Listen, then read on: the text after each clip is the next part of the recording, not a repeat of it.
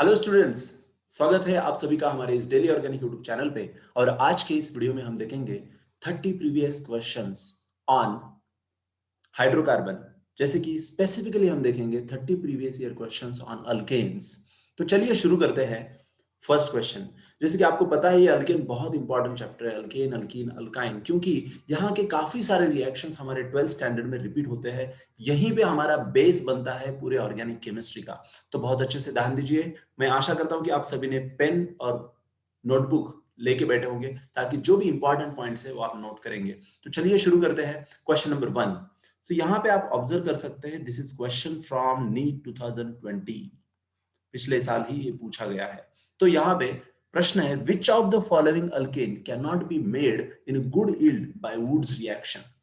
तो अभी आपको पता है Wurtz reaction is the reaction which is used for the preparation of alkane. Alkane का प्रिपरेशन अगर अल्किल हैलाइड से करना है तो हम वुड्स रिएक्शन करते हैं। वुड्स रिएक्शन कहता क्या है? When two molecules of alkyl halide reacts with sodium metal, ये दो मॉलिक्यूल है अल्किल हैलाइड के, ये सोडियम मेटल के साथ रिएक्ट होता है in presence of dry ether as a solvent, right. तो हमें यहां पे कपलिंग होता है, ये जो अल्किल हैलाइड है इसमें से ये अल्किल और ये अल्किल हैलाइड का ये अल्किल, ये दोनों एक दूसरे के साथ कपलिंग करके यहां पे हमें हायर अल्केन देते हैं। That's why this is also called as coupling reaction. तो इसका मतलब अगर मैं एक कार्बन वाला अल्किल हैलाइड लेता हूं तो दो कार्बन वाला कंपाउंड मिलता है। जैसे कि मिथाइल ब्रोमाइड लेने के बाद मुझे इथेन मिला। अगर मैंने दो कार्बन वाला अल्किल हैलाइड लिया जैसे कि इथाइल ब्रोमाइड, तो मुझे ब्यूटेन मिलेगा। जैसे कि आप यहाँ पे ऑब्जर्व कर सकते हैं, अगर ब्यूटेन मुझे लेना है, butane is the final product, तो उसमें से अगर मैं सिमेट्रिकली कट करके देखूंगा तो मुझे आंसर मिल जाएगा इथाइल ब्रोमाइड और ethyl halide will be the starting material. उसी तरह अगर हेक्सेन बनाना है तो propyl halide will be the starting material, because दो प्रोपाइल हैलाइड एक दूसरे को मिल जाएंगे तो हमें हेक्सेन मिल जाएगा। उसी तरह से अगर 2,3 डाइमिथाइल ब्यूटेन हमारा प्रोडक्ट है तो स्टार्टिंग मटेरियल क्या होगा, ऐसे हमें जब पूछा जाता है तो हम सिमेट्रिकली उसको कट करेंगे। इसका मतलब जो भी प्रोडक्ट इस वुड्स रिएक्शन के अंदर बनता है वो क्या है? सिमेट्रिकल है, सिमेट्रिकल अल्केन बनता है। सो method is preferably suitable only for the preparation of symmetrical alkane. इसका मतलब अनसिमेट्रिकल अल्केन यहां पे बनाना डिफिकल्ट है, पॉसिबल नहीं है ऐसे नहीं है, बट इट इज डिफिकल्ट। तो यहाँ पे n butane, n hexane, 2 methyl butane, 2,3 dimethyl butane, ये सब पॉसिबल है। अगर हम इस क्वेश्चन के ऑप्शंस देखते हो तो आपको पता चलेगा कि fourth option is an heptane. 1 2 3 4 5 6 और ये 7। अगर इसको सिमेट्रिकली डिवाइड करना चाहोगे तो पॉसिबल नहीं है, राइट। इसका मतलब unsymmetrical alkane are very difficult to prepare through Woods reaction. So which alkane cannot be prepared? Option D is the correct answer, N-heptane. Next, we are moving towards question number 2. The alkane that gives only one monochloro derivative or one monochloro product on chlorination with Cl in presence of diffused sunlight. इसका मतलब ये halogenation reaction है। Halogenation reaction हम किसके ऊपर कर रहे हैं? अल्केन के ऊपर। तो अल्केन से हमें अल्किल हैलाइड मिलाना है, तो ऐसा कौन सा अल्केन हम यूज करेंगे जिसके ऊपर से सिर्फ सिंगल मोनोक्लोरो प्रोडक्ट मिलेगा? Single monochloro product. अगर हम इस सब ऑप्शंस के स्ट्रक्चर ऑब्जर्व करेंगे तो ये कुछ इस तरह से है। अभी यहां पे हर एक स्ट्रक्चर के हम ऑब्जर्वेशन करेंगे। जैसे कि आइसोपेंटेन है, आइसोपेंटेन के अंदर यहां पे ये प्राइमरी हाइड्रोजन है, ये सेकेंडरी हाइड्रोजन है, means 1 degree hydrogen, 2 degree hydrogen, ये 3 डिग्री हाइड्रोजन है।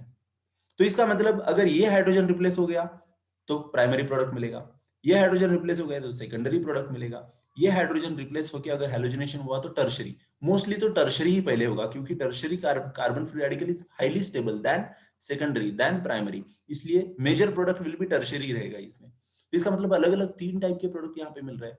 नेक्स्ट, अगर हम देखेंगे 2,2 डाइमिथाइल ब्यूटेन के अंदर, 2,2 डाइमिथाइल ब्यूटेन के अंदर ये प्राइमरी है, ये सेकेंडरी है, तो यहाँ पे भी दो अलग अलग प्रोडक्ट मिलेंगे।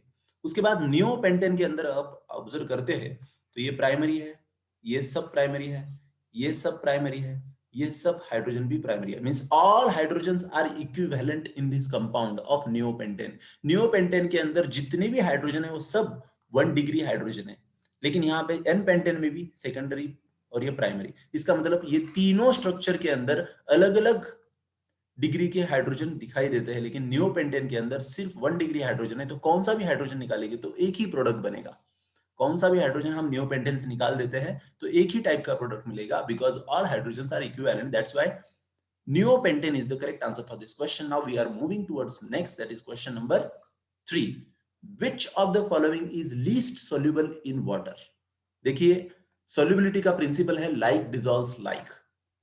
अगर वाटर यहां पे हम देखते हैं तो ये पोलर है, तो पोलर के अंदर पोलर आसानी से डिसॉल्व हो सकता है।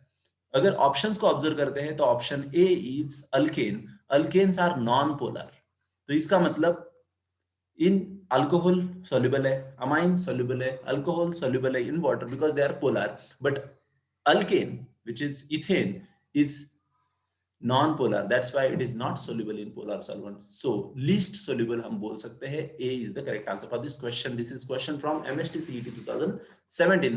Now we are moving towards question number 4. CH and CC bond length in PM in ethane are, वैसे जैसे कि हम पढ़ते समय पढ़ते हैं कि एमस्ट्रॉन्ग में पढ़ लेते हैं कि 1.09 Armstrong is the bond length of CH and CC का होता है 1.54 एंगस्ट्रॉम। इसका अगर अप्रोक्सीमेटली आप पिकोमीटर में निकालोगे तो it will be around 110 and 155 तो C is the correct answer for this question. Now we are moving towards next question, that is question number 5. X is an optically active alkane having lowest molecular mass. Predict the structure of major product obtained on monochlorination of x. Question काफी simple है, थोड़ा सा उसको ध्यान देके पढ़ना चाहिए। वो ये पूछ रहे हैं कि एक्स एक अल्केन है और वो ऑप्टिकली एक्टिव अल्केन है। अभी सबसे पहले तो हमें ये ढूंढना पड़ेगा कि कौन सा अल्केन ऐसा है हमारे पास जो ऑप्टिकली एक्टिव है और साथ ही में उसका लोएस्ट मॉलिक्यूलर वेट होना चाहिए। मींस अगर मीथेन लेंगे तो वो तो अभी एक एक अगर हम ट्राई करेंगे, सबसे पहले हमें कंसेप्ट अच्छे से समझने के लिए ये बेस पता होना जरूरी है। मीथेन तो ऑप्टिकली एक्टिव नहीं है, इथेन भी ऑप्टिकली एक्टिव आ नहीं सकता, प्रोपेन भी ऑप्टिकली एक्टिव नहीं आ सकता, ब्यूटेन भी नहीं आ सकता। ये ब्यूटेन के दो अलग अलग चेन बन सकते हैं, यहाँ पे भी तीनों ग्रुप सेम है। उसके बाद हम अगर पेंटेन देखेंगे तो पेंटेन के अंदर भी ये अलग अलग चेन्स बन सकते हैं। ये 3 पॉसिबल चेन पेंटेन के अंदर है। इनमें से कोई भी चेन में ऐसा कार्बन नहीं है जो 4 अलग अलग ग्रुप को बियर करता है। सो इसका मतलब ये तीनों भी ऑप्टिकली, तो पेंटेन तक कोई भी ऑप्टिकली एक्टिव कार्बन देने वाला मींस कायरल कार्बन वाला कोई भी कंपाउंड नहीं है। इसका मतलब ये ऑप्टिकली एक्टिव अल्केन्स नहीं है। अभी हम हेक्सेन के बारे में देखते हैं। अगर हेक्सेन में देखेंगे तो ये है स्ट्रेट चेन ऑफ हेक्सेन, ये है ब्रांच चेन, ये तीसरा ब्रांच चेन पॉसिबल है, ये चौथा ब्रांच चेन पॉसिबल, और ये पांचवा, मींस टोटल 5 ब्रांच चेन है। लेकिन यहाँ पे आप देखिए इसमें कोई भी कायरल कार्बन नहीं है, यहाँ पे भी कोई कायरल कार्बन नहीं है, यहाँ पे भी कोई कायरल कार्बन नहीं है, इस स्ट्रक्चर में भी कोई कायरल कार्बन नहीं, और इस स्ट्रक्चर में भी कोई कायरल कार्बन नहीं है, क्योंकि ये दो ग्रुप सेम है। तो अभी लास्ट चांस बचता है, दैट इज हेप्टेन। एक बार ट्राई कर लेते हैं। वैसे तो ऑप्शंस देख के आपको समझ जाना चाहिए कि ये 7 कार्बन वाला ही अल्केन है, लेकिन आपको बेस पता होना चाहिए, इसलिए मैंने 1 से 6 तक करके दिखाया, so that your confusion will be clear. तो या आप ऑप्शंस देखेंगे तो सब ऑप्शन में 7 कार्बन वाला अल्केन यूज किया है। इसका मतलब 7 कार्बन वाला ही अल्केन होता है जो ऑप्टिकल एक्टिविटी दिखा सकता है, जिसके अंदर कायरल कार्बन आ सकता है। तो उसमें भी ये 4, 5, 6 और यहाँ पे अगर मैं लगा देता हूं कार्बन इस 3 नंबर के कार्बन के ऊपर, तो ये बन गया ऑप्टिकली एक्टिव। कैसे? इस कार्बन को अगर मैं सेंटर पकड़ता हूं तो ये है 3 कार्बन का चेन, ये है 2 कार्बन का चेन, एक है 1 कार्बन का चेन, और इधर है हाइड्रोजन। इसका मतलब ये कार्बन हो गया कायरल। तो ये जो है इसका नाम क्या है? 1 2 3 3 methyl hexane. So 3 methyl hexane is an optically active alkane which has lowest molecular mass among the all alkanes which shows optical activity. तो भी इसके ऊपर हमें क्वेश्चन क्या पूछा गया है? Predict the structure of the major product obtained on monochlorination. अगर मैं इस 3 मिथाइल हेक्सेन का मोनोक्लोरिनेशन क्लोरिनेशन करूंगा, इसके साथ Cl2 का अटैक करूंगा, तो आप यहां पे ऑब्जर्व कर सकते हैं, बहुत सिंपल सी बात है, कौन सा ऐसा कार्बन है जहां पे, यहां पे देखेंगे प्राइमरी कार्बन है, यहां पे सेकेंडरी, ये सेकेंडरी कार्बन के ऊपर सेकेंडरी हाइड्रोजन है, और यहां पे ये कार्बन है जिसके ऊपर 3 डिग्री हाइड्रोजन है। 3 डिग्री हाइड्रोजन अगर रिमूव करेंगे तो यहाँ पे टर्शरी फ्री रेडिकल बनेगा विच इज हाईली स्टेबल। इसलिए जब भी क्लोरिनेशन होगा तो वो इसी कार्बन पे होगा जो 3 डिग्री कार्बन है। तो इसका मतलब A is the correct answer, right. So next moving towards question number 6, MSTCT 2014. Among the following, select the alkane that is expected to have lowest boiling point. Lowest boiling point किसका रहेगा? आपको पता है जब भी हम boiling point के बारे में बात करते हैं तो as the number of carbon increases, molecular weight increases, surface area increases, van der Waals forces increases. That's why boiling point also increases. क्या बोला मैंने? As the number of carbon increases, molecular weight also increases, van der Waals forces increases, surface area increases. That's the reason boiling point also increases. But as the branching increases, surface area decreases, van der Waals forces of attraction decreases. That's the reason boiling point also decreases. तो यहाँ पे हमें least lowest boiling point पूछा है, तो जिसके अंदर सबसे ज्यादा ब्रांचिंग होगा वो होगा lowest boiling point, या जिसके अंदर सबसे कम कार्बन होंगे वो होगा लोवेस्ट बॉइलिंग पॉइंट वाला। तो यहाँ पे हेक्सेन है, 6 कार्बन है। 2 मिथाइल पेंटेन, तो यहाँ पे भी 6 कार्बन है लेकिन ब्रांचिंग है। 3 मिथाइल पेंटेन, 6 कार्बन है लेकिन ब्रांचिंग है। यहाँ पे 2 डाइमिथाइल ब्यूटेन, 6 कार्बन है और सबसे ज्यादा ब्रांचिंग है यहाँ पे। तो इसका मतलब highly branch has a least boiling point. D is the correct answer for this question. We are moving towards next, that is question number 7. This is the number of type of carbon atom present in neopentane. सबसे पहले तो हमें neopentane draw करना है। neopentane means neo, जब भी आप word सुनते हो तो वहां पे कम से कम 5 कार्बन आने ही चाहिए। सो neopentane बोला है तो 5 कार्बन, और इसके अंदर हमें पूछा गया है कि कौन से टाइप के कार्बन है। तो ये है प्राइमरी, प्राइमरी क्योंकि ये दूसरे एक ही कार्बन को अटैच है इसलिए प्राइमरी प्राइमरी प्राइमरी प्राइमरी। तो टोटल 4 प्राइमरी हो गए, और ये जो सेंटर वाला है ये है क्वाटरनरी, वो है ये एक। सो बाकी सेकेंडरी और टर्शियरी तो 0 ही है इसमें। सो 4 primary and 1 quaternary, that is A is the correct answer for this question. Now we are moving towards next. Which compound cannot be formed from Woods reaction? अभी हमने थोड़ी देर पहले सीखा था कि वुड्स रिएक्शन के अंदर अनसिमेट्रिकल कंपाउंड नहीं बना सकते, मींस डिफिकल्ट है बनाना, लेकिन बना सकते हैं, पॉसिबिलिटी है, लेकिन बनाना डिफिकल्ट है क्योंकि उसके अंदर मिक्सचर आ जाता है जिसकी वजह से सेपरेट करना डिफिकल्ट हो जाता है। लेकिन हमने अगर ऑप्शंस को ठीक से यहाँ पे देखेंगे तो यहाँ पे एक अनसिमेट्रिकल है दैट इज प्रोपेन, उसके बाद ये सिमेट्रिकल है इथेन ब्यूटेन, और एक थोड़ा सा अलग सा कंपाउंड यहाँ पे है दैट इज मिथेन। अभी यहाँ पे ध्यान दीजिए, आपको जैसे ही क्वेश्चन देखते हो तो आप लगेगा कि प्रोपेन इसका आंसर है, लेकिन जब आप सोचोगे कि कपलिंग रिएक्शन है, 2 molecules of alkyl halide reacts with sodium metal in presence of dry ether ऐसे बोलते हैं, तो ये कपलिंग होने वाला है। यहाँ पे ये अल्किल हैलाइड और ये वाला अल्किल हैलाइड जब सोडियम के साथ रिएक्ट होता है इन सॉल्वेंट ड्राई ईथर, तो ये कपल करके कम से कम 1 कार्बन वाला अल्किल हैलाइड लेंगे तो 2 कार्बन वाला प्रोडक्ट मिल रहा है। तो इसका मतलब मीथेन तो 1 ही कार्बन वाला प्रोडक्ट है जो इस रिएक्शन से पॉसिबल ही नहीं है हमें ऑब्टेन करना। सो means methane is the most correct answer amongst this 4 option. सबसे पहले हमें लगेगा कि प्रोपेन है, लेकिन ऐसा नहीं है, ये डिफिकल्ट है बनाना, बनेगा ही नहीं ऐसे नहीं, लेकिन मीथेन तो इम्पॉसिबल है, बन ही नहीं सकता वुड्स रिएक्शन से, इसलिए D is the correct answer for this question. Now we are moving towards next question number 9. On mixing certain alkane with chlorine and irradiating with ultraviolet light, इसका मतलब क्या है? अल्केन, उसका क्लोरीन के साथ हम रिएक्शन कर रहे हैं इन presence of light, irradiating light, ultraviolet light, that is UV light, means halogenation reaction है। It forms only one monochloroalkane. This alkane could be, जिसके भी कार्बन, जिसके भी हाइड्रोजन्स इक्विवेलेंट रहेंगे, जिसके भी हाइड्रोजन्स इक्विवेलेंट रहेंगे वो मोनोक्लोरो प्रोडक्ट देगा। ये मैंने आपको इसके पहले भी एक क्वेश्चन में समझाया, लेकिन यहाँ पे थोड़ा ऑप्शंस अलग है, इसलिए क्वेश्चन उस क्वेश्चन से थोड़ा सा अलग है। तो यहाँ पे देख सकते हैं ये प्रोपेन तो ऐसा होता है, इसके ऊपर सेकेंडरी कार्बन है, सेकंड प्राइमरी कार्बन है, इसका मतलब प्राइमरी हाइड्रोजन भी होगा और सेकेंडरी हाइड्रोजन भी होगा। तो ये दो अलग अलग टाइप के हाइड्रोजन यहाँ पे दिखाई दे रहे हैं, तो यहाँ पे दो अलग अलग प्रोडक्ट मिलेंगे, राइट। एक 1 क्लोरोप्रोपेन मिलेगा, एक 2 क्लोरोप्रोपेन मिलेगा। नेक्स्ट एन पेंटेन के बारे में अगर बात करेंगे हम, तो यहाँ पे ये प्राइमरी है, ये सेकेंडरी है, तो ये भी अलग अलग प्रोडक्ट देगा।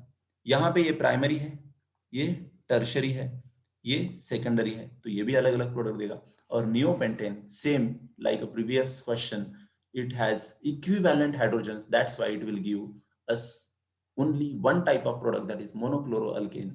So now the option is D.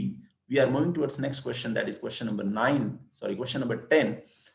Which one of the following can be used for the preparation of propane? Propane बनाने के लिए क्या यूज करते हैं? ये है, यहाँ पे डबल बॉन्ड है, यहाँ पे डाइबोरेन यूज किया गया है इन प्रेजेंस ऑफ AgNO3NaOH। ये आप एक्चुअली अल्कोहल चैप्टर में पढ़ेंगे। अगर आपने अभी सिर्फ अल्केन पढ़ा है तो ये आपके लिए डिफिकल्ट है, लेकिन आप कौन सा सही आंसर है वो तो जो समझ में आ जाएगा। ओके, तो यहाँ पे अल्कोहल मिलता है, propanol will be the answer for this question. यहाँ पे अगर देखेंगे तो यहाँ पे भी propanol will be the answer. और यहाँ पे या चाय के साथ जब भी रिएक्शन होता है अल्किल हैलाइड का, तब रिडक्शन होता है, और रिडक्शन होके जितने कार्बन का ये अल्किल हैलाइड है उतने ही कार्बन का अल्केन मिलता है। इसका मतलब this is the correct answer for this question. लेकिन आप थोड़ा सा आगे जाइए, this is from different examination where 2 multiple choice, this are multiple choice questions. यहाँ पे अगर देखेंगे तो यहाँ पे डीकार्बोक्सिलेशन रिएक्शन भी, यहाँ पे रिडक्शन ऑफ अल्किल हैलाइड है, यहाँ पे डीकार्बोक्सिलेशन रिएक्शन है। डीकार्बोक्सिलेशन रिएक्शन में क्या होता है, CO2 रिमूव हो जाता है और अल्केन मिलता है। तो अल्केन, यहाँ पे 4 कार्बन का अगर सॉल्ट होगा तो हमें मिलने वाले कार्बन कितने होते हैं प्रोडक्ट में? 3 कार्बन वाले। इसका मतलब यहाँ पे क्या मिलेगा हमें? Propane. So C and D both answers are correct here. Now we are moving towards next question number 11, which is from AIPMT 2010. Liquid hydrocarbons can be converted into mixture of gaseous hydrocarbon by। तो liquid hydrocarbons और gaseous hydrocarbon, हमें ये पता होना जरूरी है कि gaseous means कितने हाइड्रोकार्बन कौन से होते हैं, जिसमें भी C1 to C4 means methane, ethane, propane, butane are gas. C5 to C17 are liquid and C18 onwards all are solid. तो यहाँ पे हमें ये पूछा जा रहा है कि liquid hydrocarbon can be converted into gaseous hydrocarbons. तो इसका मतलब अगर मैं पेंटेन या हेक्सेन ले लेता हूं, फॉर एग्जांपल मैं हेक्सेन ले लेता हूं, चलिए, तो ये है हेक्सेन। तो ये हेक्सेन के ऊपर जब मैं 500 डिग्री सेल्सियस, दैट इज बहुत ज्यादा हीट मैं इसको दे देता हूं, इसको बहुत ज्यादा हीट देने को प्रोसेस को बोलते हैं पायरोलाइसिस। बहुत ज्यादा हीट देके इस पर्टिकुलर कंपाउंड को ब्रेक करना, उसके अंदर का कार्बन कार्बन ब्रेक करना मींस लाइसिस। और पायरो ये ग्रीक शब्द का मतलब होता है हीट। हीट देके कार्बन कार्बन बॉन्ड तोड़ना और उसमें से स्मॉलर यूनिट्स बनाना, जैसे कि यहाँ पे C6H14 था, हेक्सेन था। अभी हेक्सेन से आपने एक तो हेक्सीन भी बना पाए, सेकेंडली यहाँ पे अगर देखेंगे तो ब्यूटेन भी बना पा रहे हो आप। यस, इथेन है, ये ब्यूटीन है, इथेन ये स्मॉलर कार्बन आ गया, ये गैस है। वैसे ये देखेंगे तो हेक्सेन इज अ लिक्विड, लेकिन यहां से इसका हमने क्या किया, पायरोलाइसिस करके यहाँ पे गैस ऑब्टेन कर पाए। यहाँ पे भी मीथेन है तो गैस है, राइट। यहाँ पे प्रोपेन है तो गैस है। तो क्रैकिंग, डिहाइड्रोजनेशन से हम अल्कीन ले सकते हैं, क्रैकिंग से अल्केन ले सकते हैं। तो cracking is the correct answer for this question. Okay, oxidation करेंगे तो अल्कोहल बन जाएंगे, right. So now we are moving towards next question number 12। The compound with highest boiling point is, जिसमें भी सबसे ज्यादा कार्बन की संख्या होगी या तो ब्रांचिंग नहीं होगी, ऐसे कंपाउंड का बॉइलिंग पॉइंट सबसे ज्यादा होता है। यहाँ पे स्ट्रेट चेन में 6 कार्बन है, यहाँ पे 5 ही कार्बन है, यहाँ पे 2 डाइमिथाइल प्रोपेन मींस टोटल कितने कार्बन हो गए? 5। यहाँ पे 2 मिथाइल ब्यूटेन मींस 5 कार्बन हो गए। तो hexane is the correct answer because सबसे ज्यादा कार्बन इसमें और ब्रांचिंग भी नहीं है। So next question number 13, the compound which has 1 isopropyl group is. ऐसे कौन से कंपाउंड है, इनमें से कौन सा ऐसा स्ट्रक्चर है जिसके अंदर सिर्फ एक आइसोप्रोपिल ग्रुप है? तो हमें यहाँ पे क्या करना पड़ेगा, ड्रॉ करके देखना पड़ेगा। अगर हम ये ड्रॉ करके देखेंगे तो आसानी से फटाक से आंसर मिल जाता है। जैसे कि पहला स्ट्रक्चर क्या है, 2,2 3,3 टेट्रा मिथाइल पेंटेन। तो पेंटेन 1 2 3 4 5, तो 2 नंबर के ऊपर 2 मिथाइल, 3 नंबर के कार्बन के ऊपर 3 मिथाइल। तो यहाँ पे कहीं पे आपको आइसोप्रोपिल ग्रुप दिखाई दे रहा है। आइसोप्रोपिल ग्रुप होता क्या है? CH3 CH CH3, ये होता है आइसोप्रोपिल ग्रुप। आप अगर इसको ऐसे इस फैशन में भी लिख सकते हैं। So this is isopropyl group. ऐसा ग्रुप कहाँ पे आने वाला है देखना है, इसमें तो नहीं है। नेक्स्ट 2,2 डाइमिथाइल पेंटेन, 1 2 3 4 5, 2,2 डाइमिथाइल, इसमें भी ये नियोपेंटिल ग्रुप आ गया। नेक्स्ट, पहले दो ऑप्शन में तो नहीं है, आगे चलते हैं। 1 2 3 4 5, यहाँ पे पेंटिल कितना बोला है? 2,2 2,2 3 ट्राइमिथाइल, तो यहाँ पे भी हमें आइसोप्रोपिल ग्रुप कहीं पे दिखाई नहीं दे रहा है, राइट। नेक्स्ट 1 2 3 4 5, यहाँ पे 2 मिथाइल पेंटेन, तो यहाँ पे अगर आप ऑब्जर्व करेंगे तो देखिए this is a isopropyl group which is present in this 2 methyl pentane. So D is the correct answer for this question, right? Now we are moving towards next question, that is question number 14. The number of primary, secondary and tertiary carbon in 3,4 dimethyl heptane, पहले तो draw कर लीजिए, 4 5 6 7, और 3 number और 4 number पे 2 methyl group लगे हुए हैं। तो इसमें प्राइमरी, सेकेंडरी, टर्शियरी कार्बन कितने हैं? कार्बन पूछा है, राइट। तो प्राइमरी 1 2 3 4, राइट। तो दो ऑप्शन में से एक बराबर होना चाहिए अभी। नेक्स्ट अभी हम ढूंढते हैं सेकेंडरी। सेकेंडरी कहाँ है? 1 2 3, यहाँ पे 3 है, और टर्शियरी 1 2, तो A is the correct answer for this question. Now we are moving towards next, that is question number 15. Which one of the following is 3-methyl butyl group? 3-methyl butyl group कौन सा है? देखिए यहाँ पे 3-methyl butyl group कैसे होता है, पहले खुद ड्रॉ कर लीजिए। ये ब्यूटिल है, इसके ब्यूटिल को जहां से ब्रांचिंग लगी है वहां से नंबरिंग शुरू करना है, 1 2 3, तो यहाँ पे मिथाइल ग्रुप लगा दीजिए, 3-methyl butyl। तो ऐसा स्ट्रक्चर कहाँ पे है? ये पहला वाला तो स्ट्रेट चेन है, ब्यूटिल है। ये दूसरा वाला नहीं है, इसमें तो सेंटर वाले कार्बन के ऊपर 2 CH3 CH2 ग्रुप लगे हुए हैं, ये भी नहीं है।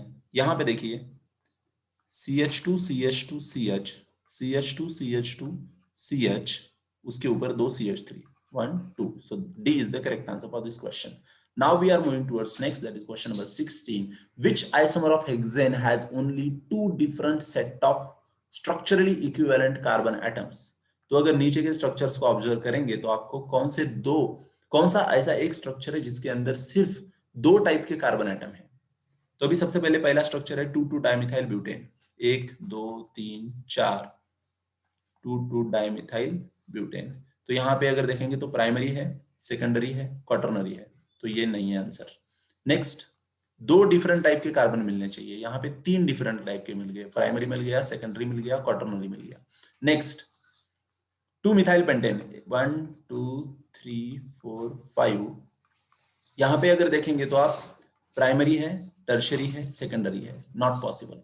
नेक्स्ट 3 मिथाइल पेंटेन, 1 2 3 4 5, यहाँ पे प्राइमरी है, सेकेंडरी है, टर्शियरी है। नेक्स्ट 2 3 डाई मिथाइल ब्यूटेन, 1 2 3 4, उसके अंदर आपको 2 नंबर के ऊपर और 3 नंबर के ऊपर मिथाइल ग्रुप लगाना है।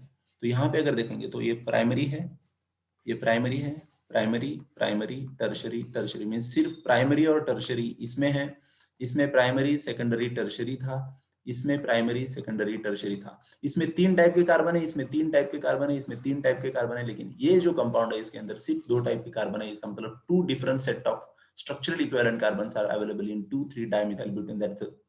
So that's the correct answer for this question. D is the correct answer for this question. Now we are moving towards next, that is question number 17.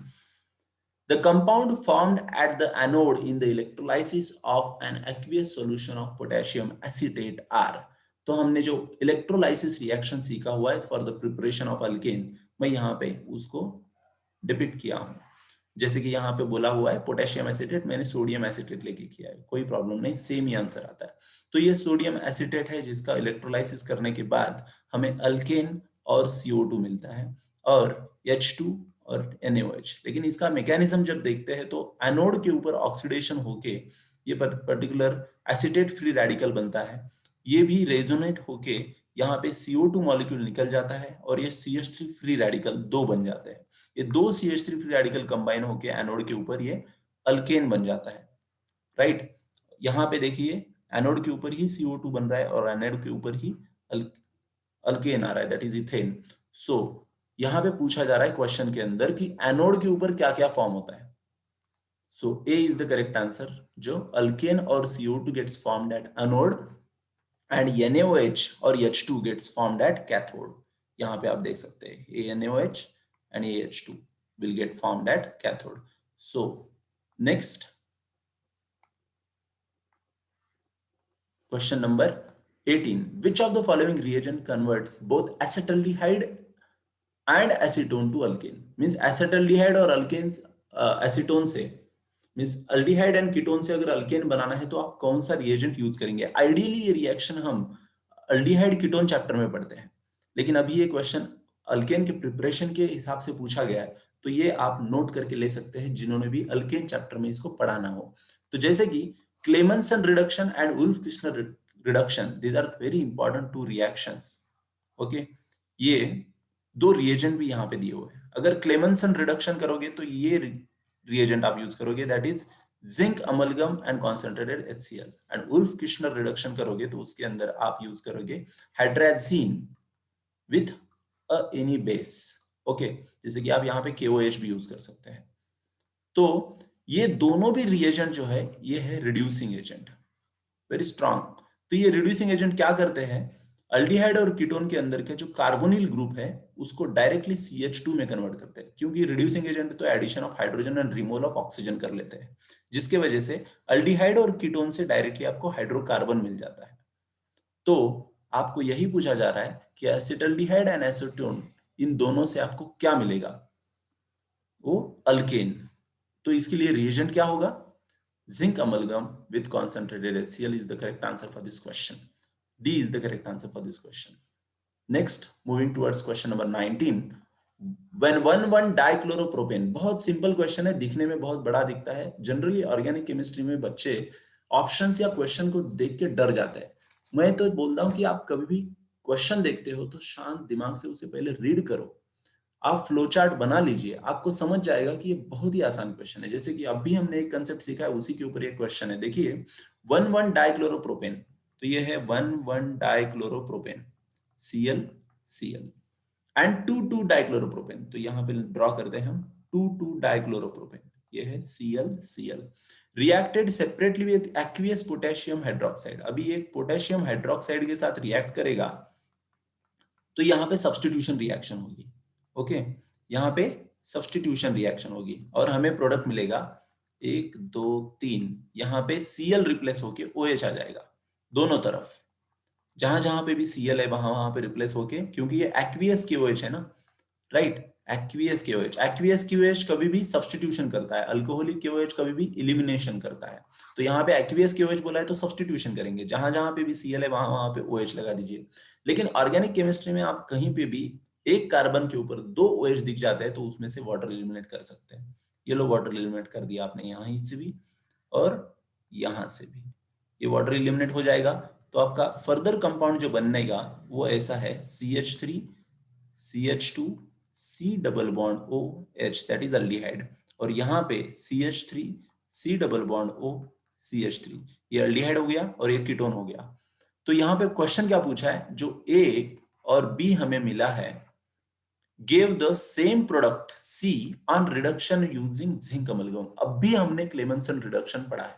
Clemmensen reduction के अंदर zinc amalgamate, zinc and HCl था जो reduce करता है, इन दोनों को भी reduce करके क्या करेगा, CH3 CH2 CH3, that is propane बनाएगा। So fourth, that is D is the correct answer for this question. ये क्लेमेंसन रिडक्शन आता है जो अल्डिहाइड कीटोन चैप्टर में भी हम ये पढ़ेंगे रिएक्शन। तो चलिए चलते हैं next question number 20। By which one of the following compound both CH4 and CH3 can be prepared in one step? जैसे कि अभी आपको बोला गया है कि CH4 बनाना है और CH3 बनाना है, लेकिन इनमें से कोई भी एक ही यूज करना है। तो आपको सबसे पहले पहले ऑप्शन की तरफ देखेंगे तो अल्किल हैलाइड से CH4 बनता है क्या? यस बनता है। इसका अगर रिडक्शन कर देंगे तो, या जिंक वगैरह ऐसे रिड्यूसिंग एजेंट्स यूज करके इसका रिडक्शन कर देंगे तो बन सकता है। उसके बाद अल्किल हैलाइड से अल्केन दैट इज इथेन बन सकता है क्या? यस बन सकता है। वुड्स रिएक्शन कर सकते हैं, जैसे कि हम अभी दोनों ही रिएक्शन समराइज कर देते हैं। ये देखिए, जब मैं अल्किल हैलाइड के साथ रिडक्शन करता हूं इन presence of zinc HCl, zinc copper couple, तो मुझे मीथेन मिल सकता है। नेक्स्ट, अल्किल हैलाइड का साथ मैं अगर वुड्स रिएक्शन करता हूं तो मुझे इथेन मिल सकता है। So A is the correct answer for this question. We are moving towards next, that is question number 21। Aromatization of n heptane by passing over Al2O3 और Cr2O3, दैट क्रोमियम ट्राइऑक्साइड या aluminium trioxide use करके आप 500 degree Celsius पे अगर aromatisation करने की कोशिश करोगे एन हेप्टेन का, तो क्या मिलेगा? अपने एरोमेटाइजेशन रिएक्शन सीखा है, जिसमें आपने एक टेक्स्ट बुक से अगर एग्जांपल देखा होगा तो हेक्सेन होगा उसमें। तो हेक्सेन का एरोमेटाइजेशन करेंगे तो बेंजीन बनता है। उसी तरह अगर हेप्टेन का एरोमेटाइजेशन करोगे तो वहां पे आपको पहले स्टेप में मिथाइल साइक्लोहेक्सेन मिलेगा और वहां से डिहाइड्रोजनेशन होकर टॉलिन मिलेगा। ओके, उसके बाद अगर आपने ऑक्टेन ले लिया तो ऑक्टेन में पॉसिबिलिटीज है दो अलग अलग प्रोडक्ट मिलने की। एक तो आर्थ्रोजाइलिन मिल सकता है, नहीं तो इथाइल बेंजीन मिल सकता है। तो यहाँ पे हमने तीनों एग्जांपल्स का स्टडी किया, हेक्सेन, एन हेप्टेन, ऑक्टेन। हमें पूछा है आज इस पर्टिकुलर क्वेश्चन में एन हेप्टेन, तो n heptane will give us toluene. So B is the correct answer for this question. We are moving towards next question number 22।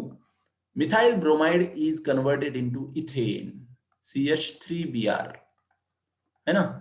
इसका हमें क्या करना है? इथेन करना है। तो देखिए, अभी एक कार्बन वाला कंपाउंड लेके दो कार्बन वाला कंपाउंड, तो ये कपलिंग रिएक्शन होगा। कपलिंग रिएक्शन तो है सोडियम के साथ in presence of dry ether, हो सकता है, राइट। इसका मतलब D is the correct answer. This is Wurtz reaction. Next question number 23। By Wurtz reaction a mixture of methyl iodide and ethyl iodide gives. अगर मैं methyl iodide और ethyl iodide लूंगा, ये है मिथाइल आयोडाइड और ये है इथाइल आयोडाइड, इनका सोडियम के साथ अगर रिएक्शन करूंगा मैं, तो क्या हो जाएगा? मुझे प्रोपेन मिल जाएगा, राइट। लेकिन ये क्रॉस प्रोडक्ट हो गया। अगर ये सेल्फ प्रोडक्ट देके हमें सेल्फ कपलिंग से क्या प्रोडक्ट देगा? इथेन। और ये क्या देगा? ब्यूटेन।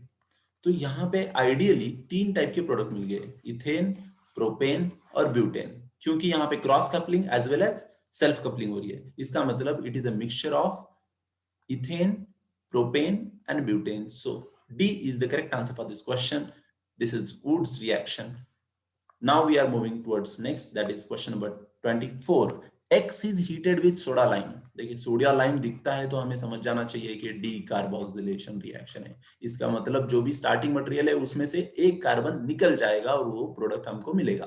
तो सोडा एक्स को अगर सोडा लाइम के साथ हीट करते हो तो इथेन मिलता है। इसका मतलब दो कार्बन वाला कंपाउंड मिलता है। सोडा लाइम क्या होता है? 3:1 प्रोपोर्शन में sodium hydroxide and calcium oxide आप यूज कर रहे हो, राइट। तो ये जो X है ये क्या है, ऐसे पूछा गया है। तो यहाँ पे प्रोडक्ट दो कार्बन का है, तो स्टार्टिंग मटेरियल तीन कार्बन का होना चाहिए। तो यहाँ पे ऑप्शन में तीन कार्बन वाला है क्या कोई? इथेनोइक एसिड दो कार्बन का होता है, मिथाइलिक एसिड एक कार्बन का होता है, प्रोपेनोइक एसिड तीन कार्बन का होता है। तो C is the correct answer for this question. This is question from AFMC 2005. Now we are moving towards next, that is question number 25. A mixture of CS2H2S on passing over heated copper. This is very special reaction for making alkane. ये आप note करके रख सकते हैं। CS2 and H2S, इन दोनों को जब आप कॉपर के साथ हिट करते हो तो आपको अल्केन मिलता है। So answer is methane. Option A is the correct answer for this question. You can take screenshot और note down this fast. Okay, moving towards next question, that is question number 26. Which of the following has a highest knocking effect? Yes, quality of fuel check करने के लिए बहुत सारे parameters हम consider करते हैं। उनमें से एक है नॉकिंग, दूसरा है octane power, that is octane number, दूसरा है सेटेन नंबर। तो ये नॉकिंग के ऊपर अभी क्वेश्चन पूछा गया है। Which one of the following has a highest knocking effect? जितना ज्यादा कार्बन की संख्या होगी, जैसे कि नंबर ऑफ कार्बन ज्यादा होंगे तो उसका नॉकिंग इफेक्ट भी ज्यादा होता है। ओके, तो ये बेसिकली एक ऑर्डर है जिससे ये हमारा क्वेश्चन सॉल्व हो सकता है। So this is the correct order for decreasing order of knocking power. तो सबसे ज्यादा नॉकिंग पावर किसका रहेगा? स्ट्रेट चेन अल्केन्स का रहेगा। उसके बाद branch chain alkanes, then branch chain alkenes, then alkenes, then cycloalkanes, then aromatic compound. लेकिन यहाँ पे जो क्वेश्चन पूछा गया है, इसके अंदर क्वेश्चन पूछा गया है, उसके अंदर कितने कौन से ऑप्शन है? ब्रांच चेन ओलेफिन्स, इसका मतलब alkene. Olefins means alkene. Aromatic hydrocarbons यहाँ पे सबसे कम है। Next, straight chain paraffins, para alkanes are also called as paraffins. तो स्ट्रेट चेन अल्केन्स जो है उनका सबसे ज्यादा नॉकिंग इफेक्ट होता है। So D is the correct answer for this question. We are moving towards next, that is question number 27. Which of the following gas is called marsh gas? Methane जो होता है वो जनरली स्वैम्पी या marshy places में मिलता है, इसके वहां पे वो जनरली बनता है, इसके वजह से इसको मार्श गैस भी बोलते हैं। So B is the correct answer for this question. Moving towards next, that is 28।